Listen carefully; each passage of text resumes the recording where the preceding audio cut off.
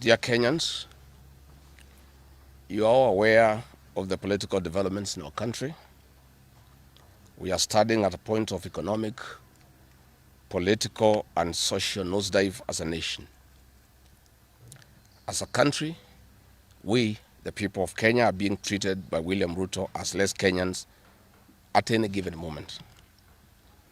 Driven by the resolve for a better Kenya and patriotism, I've had a call from the people of Kenya to speak into the matters that are of concern to them and all of us for our common good. On the 7th of July 2025, during the 35th anniversary of Saba, Kenyans from all walks of life led by Gen Zs and armed and peaceful went to the streets. This is not the first demonstration that has happened in Kenya this year where lives have been lost and property destroyed. Unbeknown to these peaceful demonstrators, the tired regime of Ruto had a well-organized state-sponsored militia in cohort with the police and other state security agencies to maim, kill and destroy property and blame it on the Kikuyu community and specific leaders who are perceived unfriendly to this killer regime. This targeted profiling of the Kikuyu community and destruction of their specific business is an economic sabotage not new to the narrative of William Ruto. On the 30th day, these state-sponsored militia, under instructions and guidance from the police, were dropped in different places in the country, and mostly in the Mount Kenya region and other regions not perceived friendly to the government. They were strategically dropped past midnight, and then roadblocks were placed by the police while others was dropped early in the morning. The militia were procured by Ruto. Governors and MPs allied to him. These regions include Nairobi, Kiambu, Kajiado, Kisii, Nyeri, Murang'a, Kiambu, Kirinyaga, Meru, Nyandarua, Kajiado, Kitengela, Ongata-Rongai, Machakos, Embu, and in Wote. They had clear instructions to loot and destroy specific properties under police supervision. A killer squad of 101 that works under the Director General of the National Intelligence Service, Nuruddin Haji, was armed with assault rifles and drove in a convoy of unmarked Subarus, shooting and killing innocent protesters aimlessly in the streets and estates. This squad in Subarus, hooded and masked against court orders, are disguising themselves as DCI's officers, yet we know they are not. In fact, I would like to clarify that the National Intelligence Service has procured Subarus to give an impression that this killer gang is from the DCI. The truth of the matter is that this has nothing to do with the DCI. This is the National Intelligence Service. And this squad of 101 people was formed when I was still in government. Officers were recruited from the Administration Police Unit for special training by NIS on abductions, killings, and cover-up. And this is a squad that is killing the people of Kenya. The killings and the business destruction pattern point to William Ruto's ethnic profiling narrative, which he is a master with no rival. With a close coordination of PS Interior Raymond Omolo, this narrative was boosted online by state bloggers to spin the narrative. The Cabinet Secretary Kipchumba Murkomen's public to shoot to kill order, coupled with assurances to police officers that the government will not cooperate with the investigators in police conduct, has emboldened security forces. Police officers are now on record threatening citizens who are in their homes, boasting of their license to kill, acting with a confidence that can only come from the highest echelons of power. Mr. Murkomen's admission that these are not just instructions from him but orders from above removes any ambiguity about where responsibility lies. It will be recalled that in the run-up to the 2007 general election and its aftermath, the narrative of 41 against 1 was a masterpiece of William Ruto. The target was profiling Kikuyus against the rest of the country. To a large extent, he succeeded, and every Kenyan knows what happened, and it is also fresh in his mind of the ICC ordeal still hanging on the neck of William Ruto today. We remind William Ruto that his ICC cases are not yet over. They have been posed after witnesses disappeared. And what he is pretending over are crimes under the Rome Statute. It is clear history is repeating itself. And the architect William Ruto is back on the deck.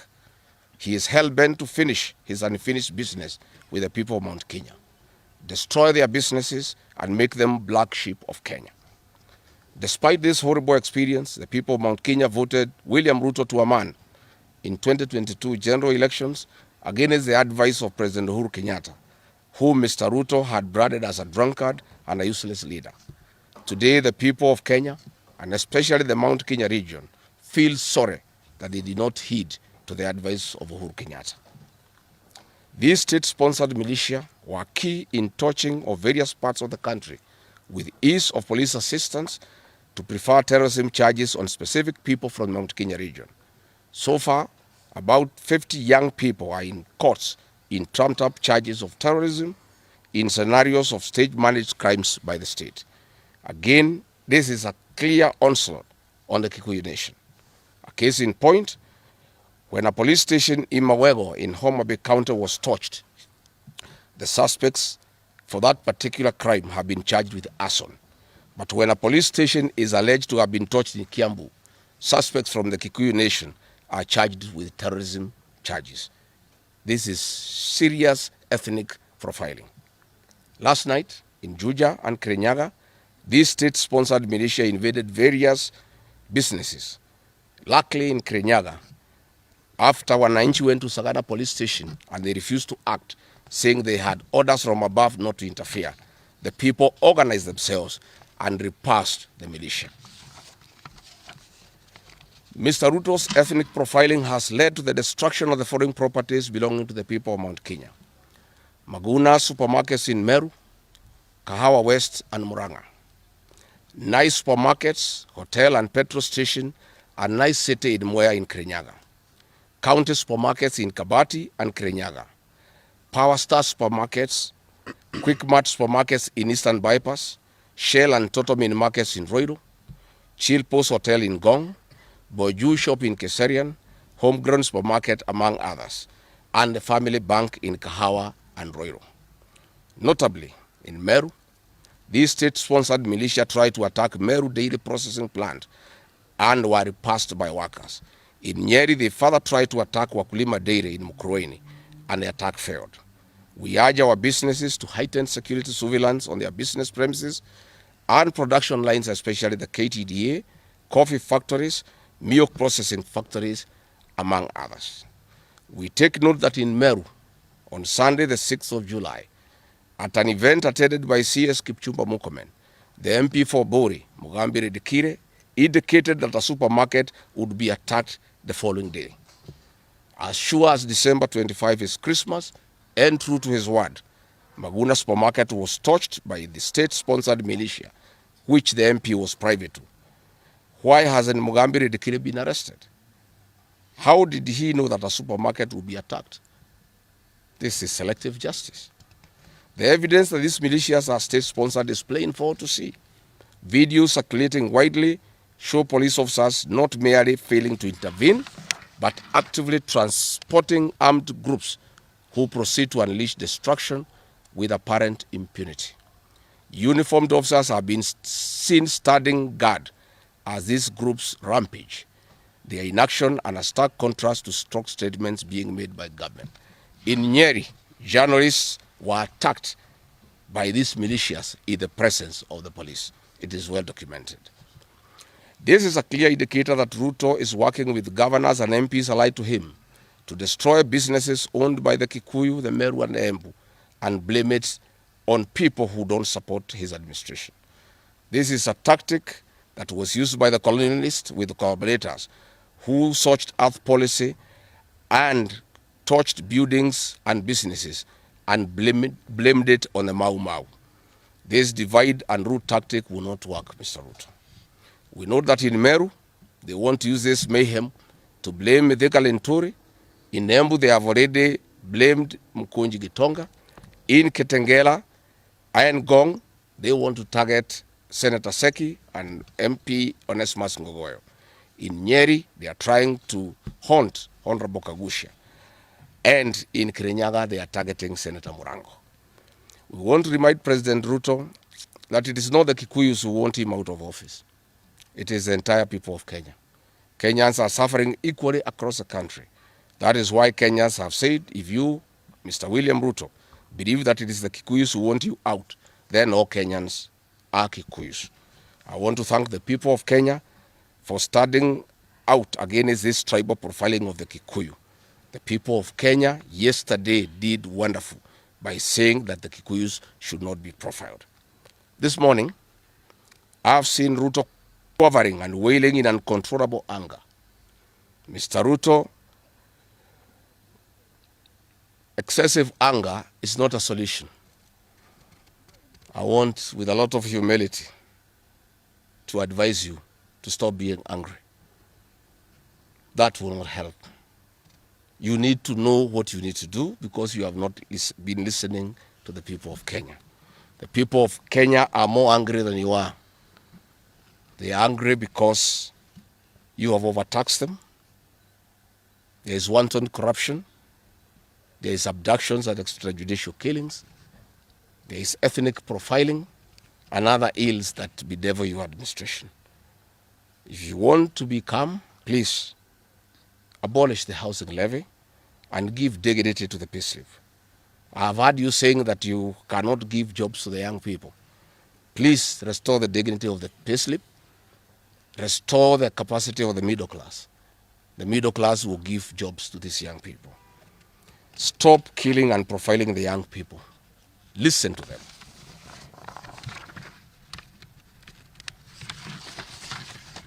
Stop abductions and extrajudicial killings. Abolish, disband the killer squad of 101 officers at Nurdin Haji. Give hustlers the jobs that you promised them. Mr. William Ruto, you are the one who promised. You cannot cry today that you have no solution, saying that other presidents have not been able to do it. You are the one who promised these young people. Stop police brutality. Stop abductions and illegal detentions. Get the hustlers from the bottom of the economic pyramid as you promised. Yes, Mr. President, we agree there were other presidents before you, as you have rightly stated, and true, they never went through what you are experiencing today. May it please you to know that the reason why Kenyans rarely had problems with them, Mwai Kibaki and Uhuru Kenyatta were guided by the Constitution and the rule of law. They did not capture our constitutional institutions to work for them instead of working for Kenyans.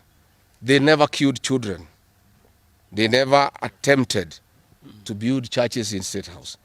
They never organized militias to destroy people's property and kill them. That is why you have a problem. And we also want to remind you that Mwai Kibaki had a difficult time from you, William Ruto. Videos are everywhere.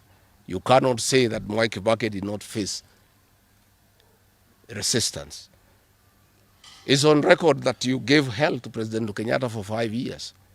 So it is hypocritical for you to allege that Mwai Kibaki and Uhuru Kenyatta had a very easy time. Most of the problems Mwai Kibaki and Uhuru Kenyatta had came from yourself, and it's on record. We want to advise you that the one-term movement is not getting you out of power outside the Constitution. Mr. President, nobody wants to throw you. Nobody wants to overthrow your government. Nobody wants you out of power through unconstitutional means. Mr. President, I and the people we work with are on record. We want to remove you from State House through the ballot in 2027. This narrative you are creating that there is an attempt to overthrow your government is for you to have the opportunity to use the Terrorism Act to profile communities and to persecute leaders who are opposed to your administration. Please relax. We want you to serve your one term. Nobody wants you out of government. And constitutionally, nobody has any plan to overthrow your administration, Mr. President. We want to face you on the ballot in August 2027. So just relax and stop crying wolf that anybody wants you out of office unconstitutionally. There is no leader here who is planning a coup, and none has the capacity, and nobody is interested. The leaders in this country, and indeed 95% of the Kenyan population, want to humiliate you at the ballot. They will relish that moment. None of them would want you to go out through any other method, unless, of course, you decided to resign on your own volition. So please stop creating this narrative. This narrative is to enable you to use anti-terrorism law to persecute leaders and to persecute the Kikuyu community. If you speak out online, Mr. President, you want to use the Terrorism Act to harass people. If you dare challenge your administration, you want to use the Terrorism Act to deal with people who are opposed to your administration. My fellow Kenyans, let us not be deceived. William Ruto has stripped away even the pretense of democracy. What we are witnessing is not the rule of law, but the rule of fear. This is not the behavior of a government that serves its people. This is the machinery of outright dictatorship.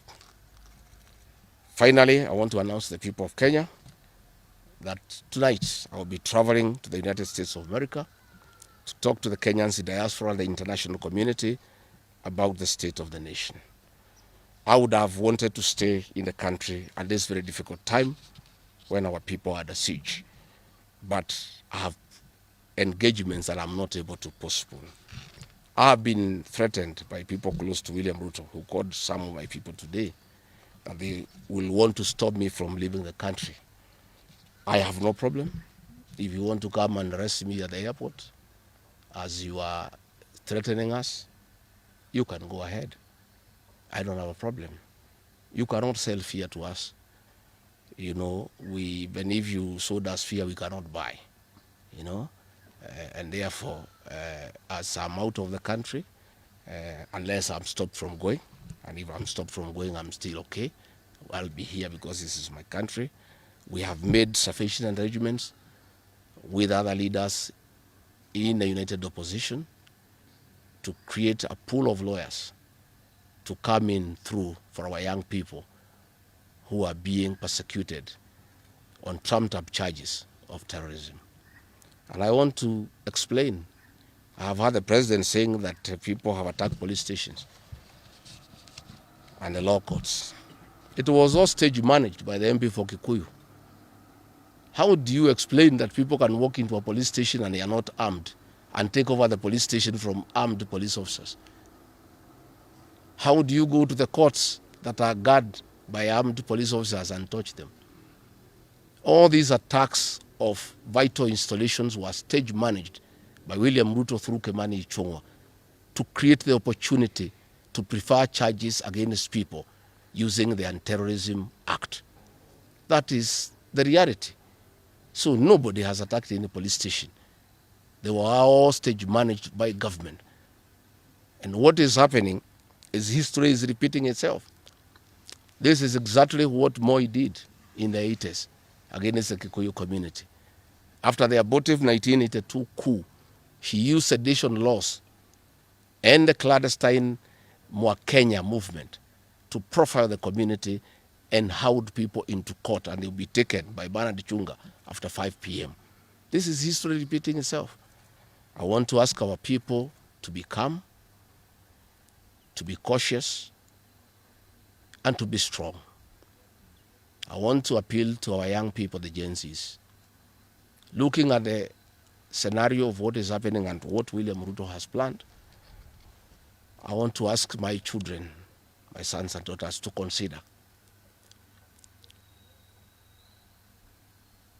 applying the next onslaught against the President William Ruto by getting IDs and registering as voters so that they can deal with William Ruto on the ballot. Because I fear for them. Anytime they go out to the streets, they are killed like chicken. I would like to preserve to us these children. We would like to live with them. We would like to see them grow. And when we look at the desperation of William Ruto and the brutal force he is using against these children and the use of state militias to attack them, I would like to plead with them to consider, to join us, we in the opposition, by registering as voters. And in 2027, we'll be able to get rid of President William Ruto. William Ruto, finally, let me ask you a question. The Kikuyu nation, the Mount Kenya people, you call tribalists every day. These people you are waging war against, their businesses, are the same people who voted for you, even after what you did to them in 2007. They forgave you and considered you as a person they can elect as president. You have turned against the community. You are trying to mobilize other Kenyans to profile them and to fight them, but they have refused. These same people from Mount Kenya have the capacity to support somebody else. It must not be you. And they proved that they are not tribal by voting for you when you are Kalenjin. They can vote for a Kamba. They can vote for a Kisi. They can vote for a Luya. They can vote for a Maasai. That sense of entitlement that you are having to the Mount Kenya vote is misplaced. They voted for you, yes. You betrayed them. You turned against them. They don't have to vote for you again. Please stop persecuting them into submission. They will not submit to your brutality, to your vicious attack against them and their leaders. That I want to tell you for free today. I've listened to you talking with a lot of anger, calling them tribalists. They are not. How can they be tribalists when they voted for you and you are not one of them? But you don't have a sense of entitlement that they must vote for you. You know what you have done to them and why they have reacted the way they have. And I want to assure you, you cannot scare them into submission. Even if you jail them, they will not submit. These are seasoned descendants of the freedom fighters, and they cannot be intimidated.